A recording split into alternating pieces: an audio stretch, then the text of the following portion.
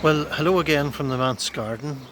This time you find me underneath the apple tree because it's actually started raining, but I did say I was going to do the videos this week from the manse garden, so we'll come out here no matter what the weather.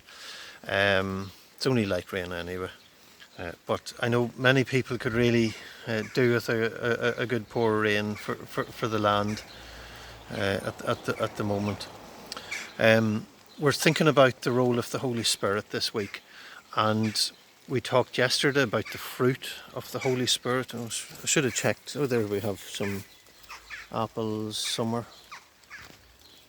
Anyway, maybe they've grown slightly since yesterday, I don't know.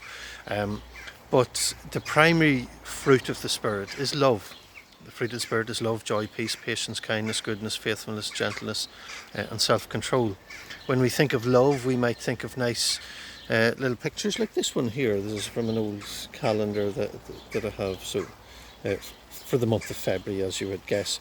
So nice little cute pictures like that. But of course, the love of God is something very deep, unimaginable, and yet made real to us. So we need to think about that, and we need to recognize that when the Holy Spirit's role in relation to love is to make known, firstly, to us the love of God, and then secondly, that we would be filled with the love of God.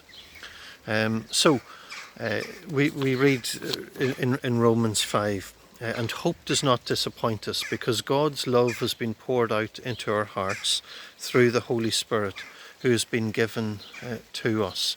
God's love has been poured out into our hearts. Paul was writing to the church in Rome. God's love has been poured out into our hearts. We should really take that on board by the Holy Spirit. And let's seek God and let's be filled with the Holy Spirit. Because as that happens, as God has applied his work to our lives, then the Holy Spirit is to overflow from our lives, that we would be loving. Paul wrote to the somewhat timid Timothy, giving him great encouragement. For the Spirit God gave us does not make us timid, but gives us power, love and self-discipline. So love comes from the Holy Spirit.